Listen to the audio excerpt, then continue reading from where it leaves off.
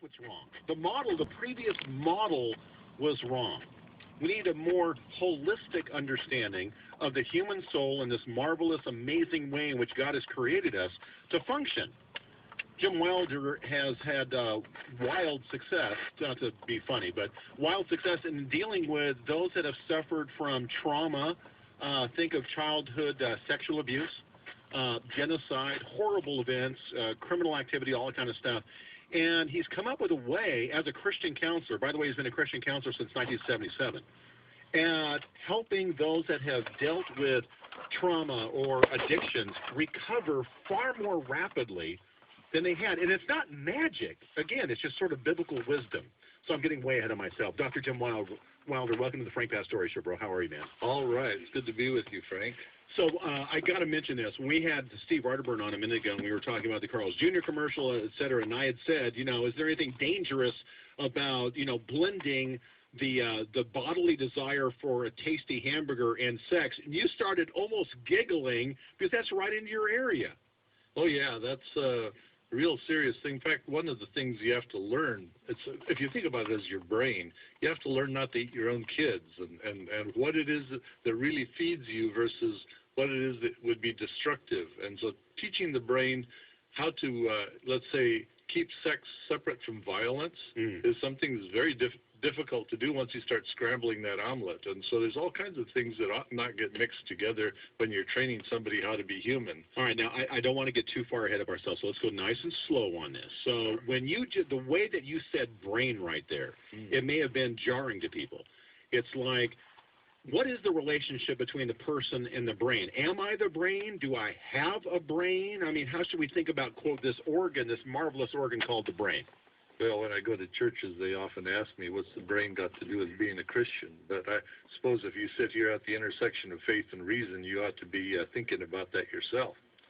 But, seriously, think about it this way. Jesus created the world, right? Is that how we understand it? Indeed. All right, so he would have known right from the get-go that he would have to operate in one of these human bodies using one of these human brains. So think about this. If you're God, you're saying, I'm going to have to actually operate this device. I'm going to have to live in it. I'm going to have to make it work so that it will accomplish all of God's purposes.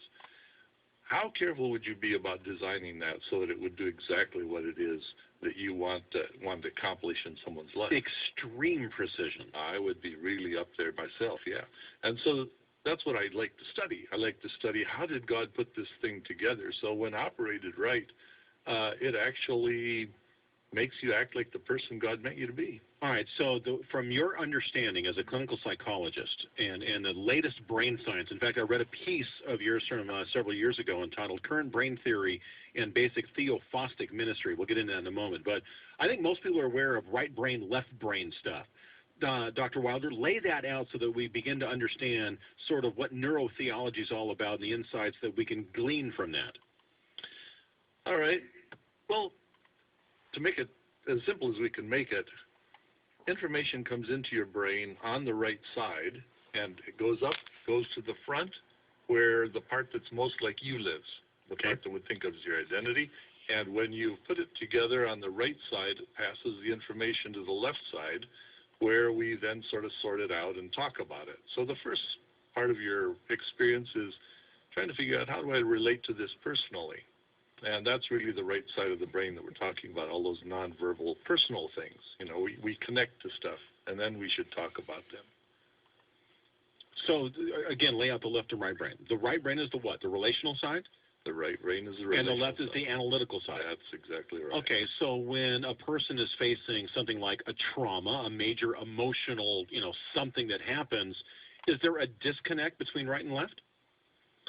Well, it's probably more severe than that. What actually seems to happen is that your right brain kind of shuts down up. It seizes up, it can't handle the load that it's getting. So instead of processing information, it just blocks the experience from going forward. If you think about it, the brain is an awful lot like muscles. And if you want to build your muscle, you have to strengthen it, right? You have to work on it. You have to get more power to it. Right. And you build capacity, or, you get into shape, we would say, if we were talking about our muscles. They talk about your brain. Your brain has to get into shape to handle things, too. And the way it does that is by having people that are connected with you, that, they help you work out what it means to be human when you feel this bad. So when you see a little baby, if they feel a little bit wet or a little bit hungry, they just lose being human. They just melt down on you right there. And after a while, you start learning, how can I be human and still be a little bit hungry, or be a little wet or a little cold? And that's because other people kind of join you in that experience. And so it's training and being human that breaks down under trauma. Now, Jim, one of the things I read about you, I went to lifemodel.information. One of the more, sort of stinging things that I heard was that the brain gives off an electromagnetic field, so does the heart, and that a brain can sense another heart within about a 2-foot sphere. And so when animals or children are hurt and we hug, the brain can actually pick up the other person's heartbeat, and it can soothe and calm them. And so we've all done that with children. We've been held, and that's comforting. And I want people to tap into that as an understanding that, wait a minute, we have been made in such a marvelous way that the brain has the capacity to sense that other heart. And that's a perfect picture of what neurotheology is all about. It's what do we know from brain science and what the brain can actually pick up, and then what do we know on the marvelous way in which we have been created with biblical wisdom about dealing with relationships. And relationships are really key in this. So, Dr. Wilder, listen, I got to take a break. When we come back, I want to talk about the world, and there's no one you can talk to about what just happened. If there's someone you could talk to about it, you wouldn't have a trauma. All right, let's pick a specific example. All right, so you dealt at Sharper's house many times with incest survivors and people that have dealt with childhood sexual abuse. So let's all sort of imagine in our mind a 4 or 5-year-old little boy or little girl that is molested and traumatized. So what do you mean they shut down relationally? All right. Here's a very simple but graphic. It's an awful example, really. But I've encountered many people who suffered an oral rape as a child. Those moments, they feel like they're going to die. They feel like, I can't talk to anybody about this. The person that's doing it to me no longer treats me as a person. I don't exist here. I can't relate to my other friends. This is a moment that takes me out of the life of human beings because it's not something I can talk about with anybody. Meanwhile, over all of those years, I've had very many people who came in for tonsillectomy problems. And if you think about it, tonsillectomies are actually graphically worse than what probably happened in those oral rapes. But because everybody in the community agrees with you, oh, this is going to hurt, this is a problem, we can talk about it, even though in some ways it's more physically traumatizing, it still is in the realm of what happens to us as human beings, and I can relationally talk with you about that. See, when I got the information later on, and most of this didn't come out till about year 2000, 2003, something like that, that the right side of your brain is the relational side of your brain. It's the side that stays connected with other people in what we call a mutual mind state. That means I can be so close to you that I can sort of feel and even think what you're thinking. I mean, as I'm sitting here across the table from you, I can look at you and I can kind of have a sense from your face and other things what you're thinking and if your emotions are and if you're liking what I'm talking about.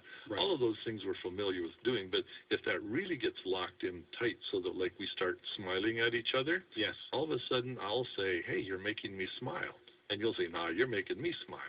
Because we've entered into a mutual state there. That's relational world where I'm connected to other people. Well, I think most couples would immediately know that. Yeah, there's entire conversations that take place with no words. Yeah, that's the key to it. And the second that gets snapped, we're in a trauma. That's really the definition of trauma. You've stopped processing this as a relational human being. That's why we can't define traumas by how bad it was. I mean, some person gets mugged and they get traumatized. Another person gets the same mugging and they don't get traumatized. Right. Because one of them has more relational capacity that's built in. They can stay in connection with other people when they're feeling really badly. And that's a sign of health? That is, then, yes. Okay, so if you can stay in relationship with others when you've been damaged or wounded or abused, that's actually a sign of health. The sign of a lack of health is if you shut down and you're not capable of having and sustaining those relationships. I think we can all identify with a child, they sort of split and shut it out. You know what I mean? They block it out. They're blocked or whatever.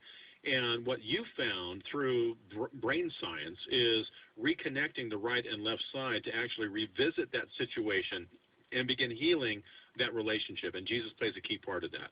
We come back. We'll continue with Dr. Jim Wilder's And that is what trains us to really join into that mutual mind state. You see, now, when I'm in a mutual mind state with somebody else, and I don't know if you can remember being little and the world being scary, but when you had your dad's hand or your mom's hand, yes, you knew you could kind of like face the world. Yes.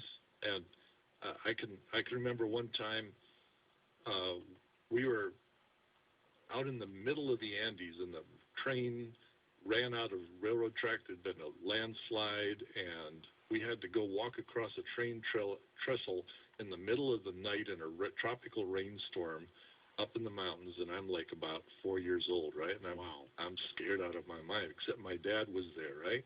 So while I was holding on to my dad, I could walk across that train trestle. They tells me later that he was scared out of his mind, right, exactly. Way up there in the air. But for me as a kid, this gave me the capacity. Now, I can tell you, if I had been there as a kid by myself, you couldn't have gotten me across that. Right. Right? That's that sense of being in relationship. That's what grows with joy. Someone's glad to be with me. Now, most of the time, we love joy when it's just by itself. Someone's glad to be with me.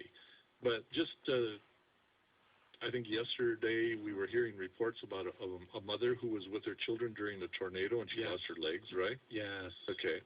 But those children still have that sense of joy. My mother wants to be with me even in the middle of a hard time, because she wouldn't leave them alone, right? Right.